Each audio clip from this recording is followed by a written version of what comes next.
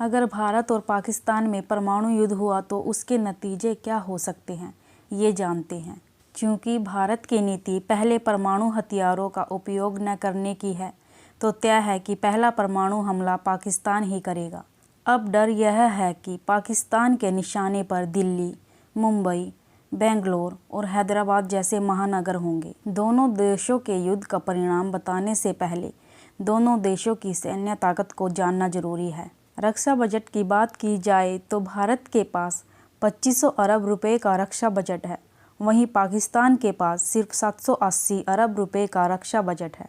जहां भारत के पास 13,25,000 की फौज है, वहीं पाकिस्तान के पास सिर्फ 6,17,000 की फौज है। भारत के पास 90 से 100 के बीच परमाणु बम की मात्रा है, वहीं पाकिस्तान के पास 110 से 120 तक परमाणु बम है। अगर लड़ाकू विमान की बात की जाए तो भारत के पास 761 लड़ाकू विमान है, वहीं पाकिस्तान के पास ये संख्या महज 387 है। भारत के पास 600 हेलीकॉप्टर हैं, वहीं पाकिस्तान के पास 350 हेलीकॉप्टर हैं। अगर सभी तरह के टैंक्स की बात की जाए तो भारत के पास 6,464 टैंक्स हैं, वहीं पाकिस्तान के पास 2,924 टैंक्स ही हैं। जहां भारत के पास 7,000 तोपें हैं, वहीं पाकिस्तान के पास महज 3200 तोपें मात्र हैं। वहीं भारत के पास 202 युद्धपोत हैं, तो पाकिस्तान के पास 74 युद्धपोत हैं। जहां भारत के पास 2 विमान वाहक पोत हैं, तो वहीं पाकिस्तान के पास यह संख्या 0 है। भारत के पास जहां 15 पनडुब्बी हैं, वहीं पाकिस्तान के पास मात्र 8 पनडुब्बी हैं। अगर बात की जाए सबसे ताकतवर मिसाइल की, तो भारत के पास अग्नि 5 ताकतवर मिसाइल है, जिसकी 5000 किलोमीटर रेंज है। वहीं पाकिस्तान की सबसे ताकतवर मिसाइल शाहीन 3 है, जिसकी रेंज 2750 किलोमीटर है। वायुसेना की बात की जाए तो भारतीय वायुसेना विश्व की चौथी सबसे बड़ी वायुसेना है। चीन से भी बेहतर माने जाने वाली भारतीय वायुसेना के पास 1,27,000 वायु सैनिक है, जबकि पाकिस्तान वायुसेना की सैनिक संख्या महज 45,000 है। भारत के पास 1500 एयरक्राफ्ट्स हैं, जबकि पाकिस्तान के पास केवल 530 एयरक्राफ्ट्स हैं। भारत के पास रूस और फ्रांस निर्मित MiG-29, 146 सुखोई Su-30 MKI लड़ाकू विमानों को मिलाकर 761 विमान और 600 हवाई जहाज हैं। इसके अलावा जैगुआर, मिराज और MiG-27 बाइसन फाइटर एयरक्राफ्ट जैसे विमान भारतीय वायुसेना की जंगी बेड़े में शामिल हैं। इसके अलावा भारत का फ्रांस के लड़ाकू विमान रफाल का सौदा भी पूरा हो चुका है, जो कि पाकिस्तान के लिए बहुत ही बुरी खबर है। बात की जाए नौसेना की तो पाकिस्तान के पास 11 युद्धक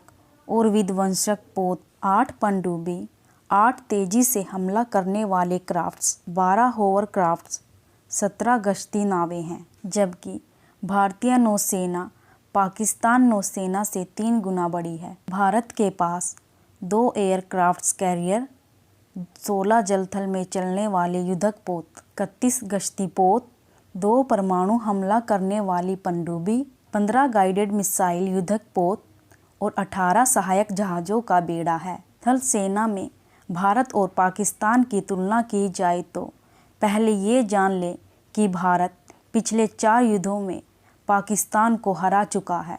दोनों देशों के बीच में सबसे बड़ा अंतर रक्षा बजट का है। यह बात सच है कि भारत पहले परमाणु बम से हमला नहीं करेगा, क्योंकि ऐसा उसकी परमाणु नीति कहती है। आपको बता दें कि कुछ समय पहले आतंकवादियों द्वारा जम्मू और कश्मीर के उरी सेक्टर में भारतीय सेना के मुख्यालय पर हुए हमले में भारत के 18 सैनिक शहीद हो गए थे, जिसके कारण भारत और पाकिस्तान के बीच संबंधों में बहुत खटास आ गई थी और हालात यहाँ तक बिगड़ गए थे कि दोनों देशों की सेनाएं भी सीमाओं पर तैनात हो गई थी। इसी बीच ऐसे भी कयास लगाए जा रहे थे कि दोनों देशों के बीच युद्ध के बादल मंडरा रहे थे। अब यह प्रश्न उठना लाजमी है कि यदि भारत पाकिस्तान में परमाणु युद्ध हुआ तो उसके नतीजे क्या हो सकते हैं। लेकिन अगर पाकिस्तान युद्ध में अपने आप को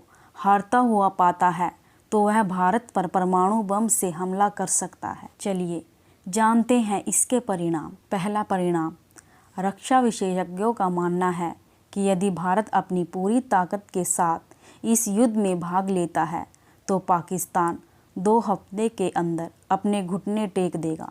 लेकिन युद्ध के पश्चात दोनों देशों में हुए व्यापक विध्वंस और जनहानि के बाद सरकार को फिर से आर्थिक सामाजिक ढांचा खड़ा करने में दशकों लग जाएंगे। बेरोजगारी, गरीबी, भुखमरी से अपराध और जातीय संघर्ष बढ़ेंगे, जिससे आंतरिक सुरक्षा और अन्य समस्याएं खड़ी हो जाएंगी। दूसरा परिणाम, न्यूयॉर्क टाइम्स के अनुसार यदि भारत पाकिस्तान के बीच परमाणु युद्ध होता है तो 1.5 करोड़ लोग तत्काल अपनी जान गंवा देंगे और लगभग 70 लाख तक घायल हो सकते हैं। और तो और घायलों के लिए मध्य पूर्व और दक्षिण पूर्व एशिया के देशों के साथ साथ अमेरिका को भी अपनी मेडिकल सुविधाओं को झोंकना पड़ेगा। इस प्रकार यह कहा जा सकता है कि भारत और पाकिस्तान में परमाणु युद्ध हुआ तो मानव जाति के अस्तित्व पर भी संकट खड़ा हो जाएगा। तीसरा परिणाम, यदि परमाणु बम का इस्तेमाल होता है तो इसके परिणाम बहुत ही भयानक होंगे। परमाणु विस्फोट से निकलने वाले कार्बन से बना बादल थोड़े ही समय में बहुत बड़े क्षेत्र में फैलकर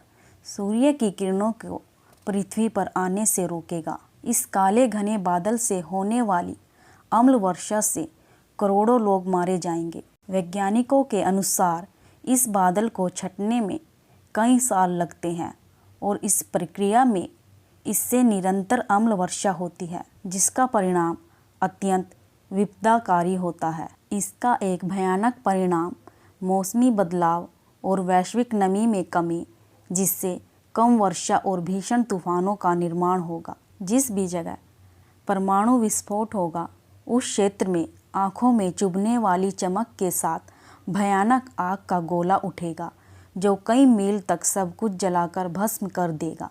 कुल मिलाकर जब भी किसी जगह पर कोई परमाणु विस्फोट होगा तो वहाँ के लोगों को ऐसा आभास होगा कि जैसे साक्षात सूर्य ही उनके घर में उतर आया है। चौथा परिणाम, माना जा रहा है कि परमाणु विस्फोट से ओजोन परत में भारी नुकसान होगा। कार्बन से बने बादल धरती की कुल 40% से लेकर 70% तक ओजोन परत को नष्ट कर देंगे, जिसके पश्चात अंतरिक्ष से आने वाली पराबैंगनी किरणों से मानव जाति और वनस्पति के अस्तित्व पर गंभीर परिणाम होंगे। इस परिवर्तन से विश्व भर में अम्लीय वर्षा और धूल भरे तूफानों की संख्या में अभूतपूर्व वृद्धि होगी।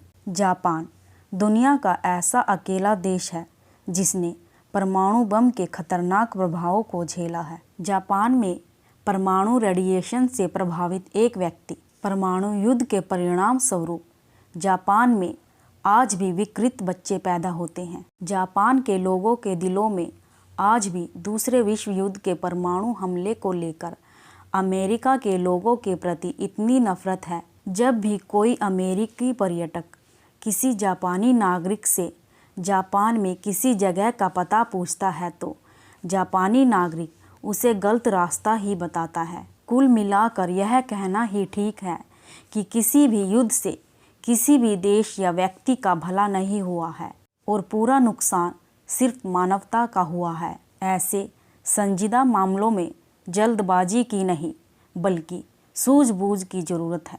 आपको हमारी जानकारी कैसी लगी कृपया कमेंट करके ज़रूर बताएं। अगर आपको हमारी वीडियो पसंद आई हो तो वीडियो को लाइक कर दीजिए और शेयर कर दीजिए और हमारे चैनल न्यूज़ विद SGL को सब्सक्राइब कर दीजिए। धन्यवाद।